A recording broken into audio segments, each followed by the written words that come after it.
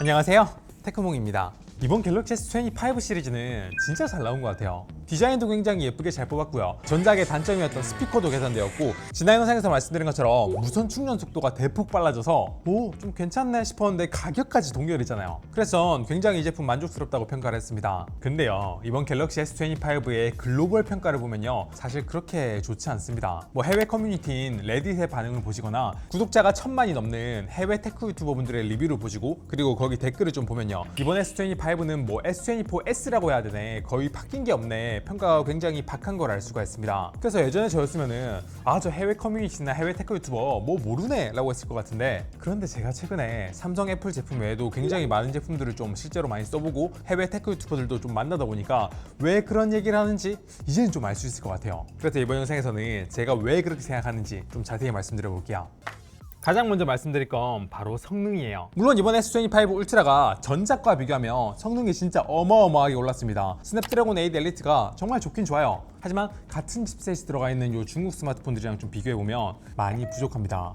이게 에이수스에 있는 게이밍 스마트폰이랑 비교한 게 아니라 그냥 이런 원플러스 13과 같은 스마트폰이랑 비교해도 차이가 많이 납니다. 이 차이를 3D 마크니 긱벤치니 이런 벤치마크 숫자로 보여드리는 거 말고, 우리가 실제로 궁금한 거는 그래서 실제로 고성능 작업, 고사양 게임 같은 거 돌렸을 때 얼마나 잘 돌아가냐, 이거 궁금하잖아요. 그래서 전 여태까지 고사양 게임 테스트 했을 때는 원친 가지고 테스트를 좀 많이 했는데, 이제 그거보다 훨씬 더 고사양 게임인 붕괴 스타레일이라든지 젠랩스 존제로가 나와가지고, 여기에서도 가장 고사양을 요구하는 구간으로 소문난 이 지역을 돌아다닐 때 기준으로 갤럭시랑 원플러스 13이랑 여기에서 게임 프레임을 한번 측정해봤습니다. 그래서 이게 갤럭시 테스트 결과인데, 결과 보면요, 이 S25 울트라가 초반에 60프레임 잠깐 유지하다가 시작한 지 1분도 안 돼가지고 프레임이 떨어지더니 중간에는 아예 30프레임 이하로 떨어지는 경우도 있었고요. 굉장히 좀 끊겼습니다. 버벅거렸어요. 하지만 원플러스는요, 초반에 60프레임을 굉장히 안정적으로 찍다가 10분 좀 넘어가니까 45프레임으로 프레임이 좀 떨어지긴 했는데, 이 프레임을 60프레임이든 45프레임이든 굉장히 안정적으로 유지 잘하는 거 보이세요?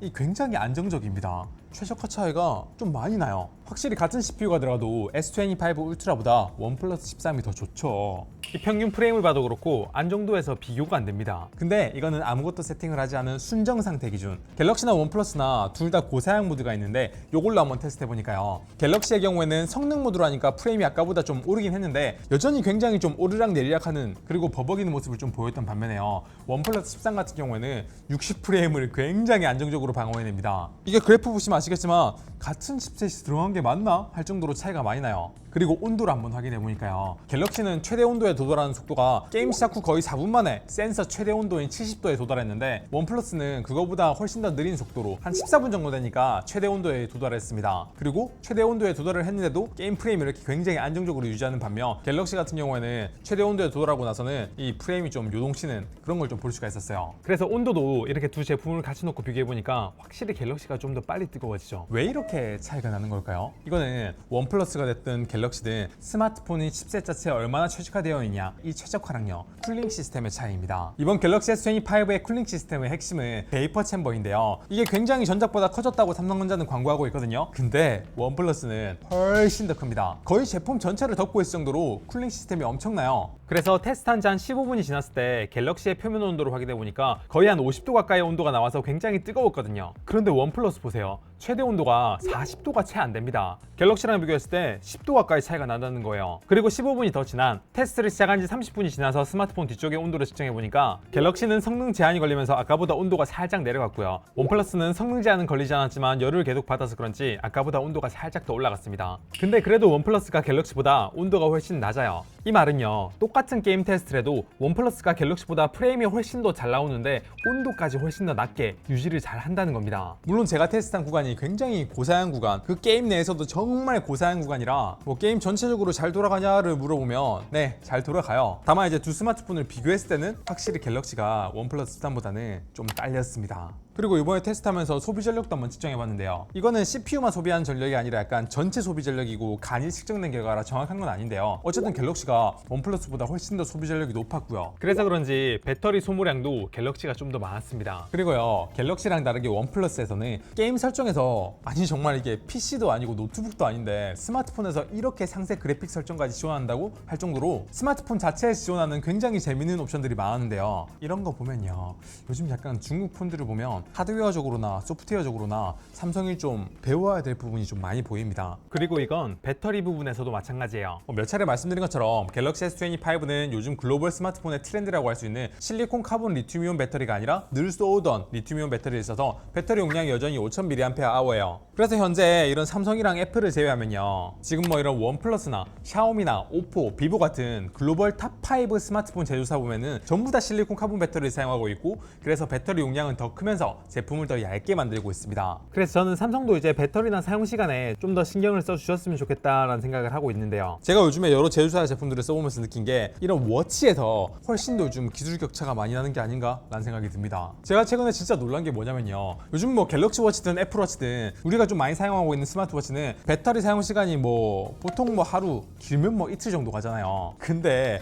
제가 샤오미의 레드미 워치 5라고, 얘 기능이 거의 갤럭시 워치 5랑은 거의 동일하거든요. 그래서 이거 뭐 AUD도 켜고 알림도 켜고 수면 측정도 하고 전화도 받고 다 해봤는데 얘 배터리가 거의 써도 닳지를 않아요. 이게 어느 정도냐면 제가 진짜 AUD랑 기능 다 켜놓고 2주를 썼거든요. 근데 배터리가 7% 남았습니다. 이틀 쓰고 7% 남았다는 거 아니에요? 2주 쓰고 배터리가 7% 남았다는 거예요? 아니, AUD도 켜고, 여러분 이거 믿겨지세요? 이게 스마트 밴드가 아니라 스마트 워치예요. 그리고 스펙 보면은 배터리가 24일까지 간다고 되어 있는데 진짜 AUD 끄고 사용하게 되면 24일, 3주 넘게 얘가 배터리가 갈 것 같습니다. 그래서 이런 워치류의 배터리 혁신은 방금 보여드린 이 레드미 워치 5 얘만 그런 게 아니에요. 지금 쿠팡에서 팔고 있는 이 어메이지핏 T-Rex3라는 제품 보면요, 얘도 스펙상 배터리가 27일 갈 수 있다고 써있거든요. 제가 만약에 좀 전에 보여드린 이 레드미 워치 5의 배터리 사용 시간을 실제로 경험을 못 해봤으면, 중국 스마트워치들 배터리 스펙 좀 뻥 스펙 좀 그만 좀 했으면 좋겠다, 뭐 저렇게 광고하냐 라고 좀 의심했을 텐데, 이제는 아닙니다. 실제로 그렇게 갈 것 같아요.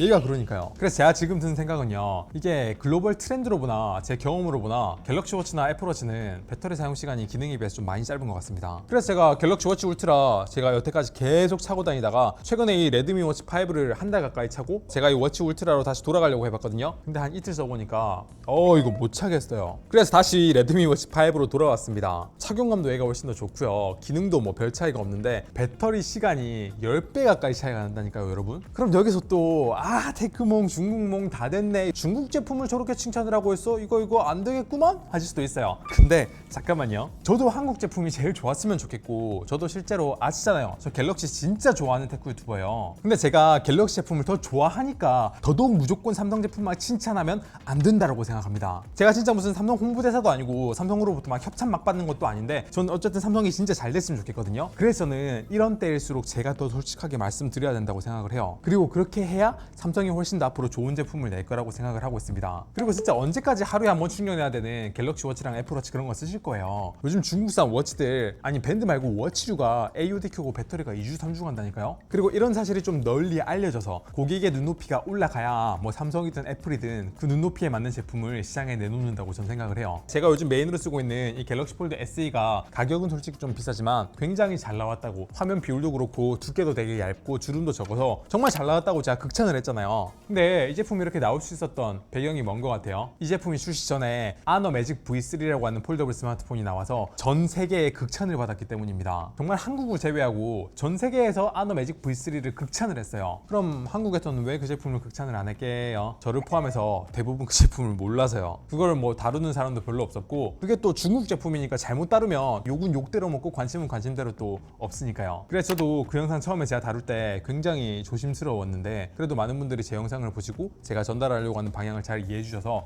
진짜 천만다행이다 싶었습니다. 그리고 요즘 이런 스마트 시장에서 분위기는요, 모바일 시장에서만 그런 게 아니에요. 뭐 TV 시장이라든지 로봇 청소기 시장, 특히 로봇 청소기 시장은 중국이 지금 우리나라보다 훨씬 앞서 있어요. 이게 삼성과 LG에서 나온 로봇 청소기 한번 써보시고요, 로보락이든 드림이든 중국에서 좀 잘 나가는 로봇 청소기 한번 비교해보세요. 지금 로보락 같은 경우에는 막 로봇 팔이 나오고 물걸레도 안에 집어넣었다 뺐다가 로봇이 알아서 하는데, 삼성 LG 로봇 청소기는 요즘 어때요? 지금은 좀 출시 이후에 알고리즘이 개선된지 모르겠는데, 출시하면은 항상 알고리즘이 안 좋다고 문제 터지고 있고 분량도 제대로 못 잡아가지고 아주 난리도 아니었거든요. 그리고 로봇 청소기 만드는 기술력도요, 오히려 국내 기업이 중국 기업에게 지금 배우고 있는 상태입니다. LG 로봇 청소기 냈을 때 우리 LG는 중국 기업이랑 같이 개발을 했어요 라고 막 홍보를 하고 있잖아요. 요즘 뭐 국제 정서나 정치적, 경제적 이슈까지 섞여가지고 반중 감정이 굉장히 심해지고 있는 거 저도 잘 알고 있거든요. 그리고 저도 솔직히 말하면 중국에 대한 감정이 그렇게 막 좋지만은 않습니다. 있습니다. 뭐 김치고 한복이고 전부 다 자기 거래. 하지만 그렇다고 그런 제 감정에 취해가지고 글로벌 트렌드 싹 다 무시하고 무조건 국산이 최고 이러면 저는 그 테크 유튜버로서 실격이라고 생각하거든요. 그리고 제가 진짜 삼성전자 제품이든 이런 제품을 좋아한다면은 저는 그러면 안 된다고 생각합니다. 그렇기 때문에 제가 이 영상 올리게 되면 좀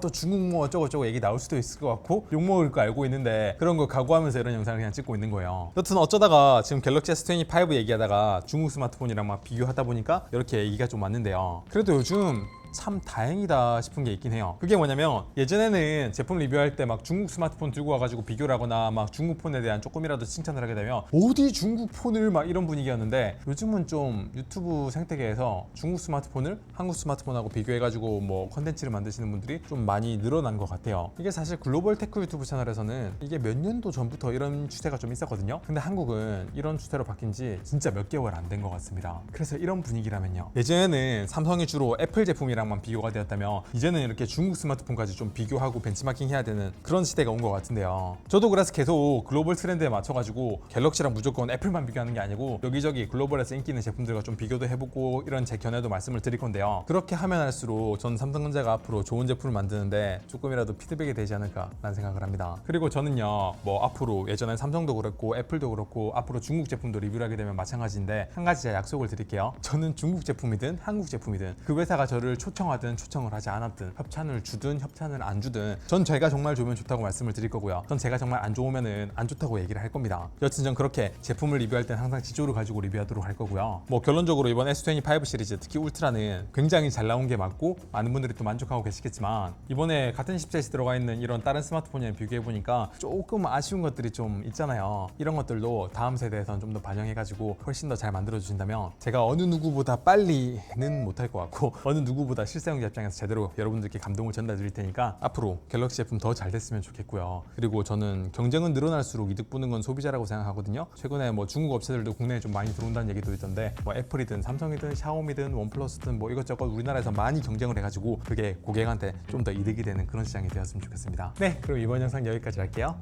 영상 괜찮으면 구독, 좋아요 부탁드립니다. 감사합니다. 테크몽이었습니다.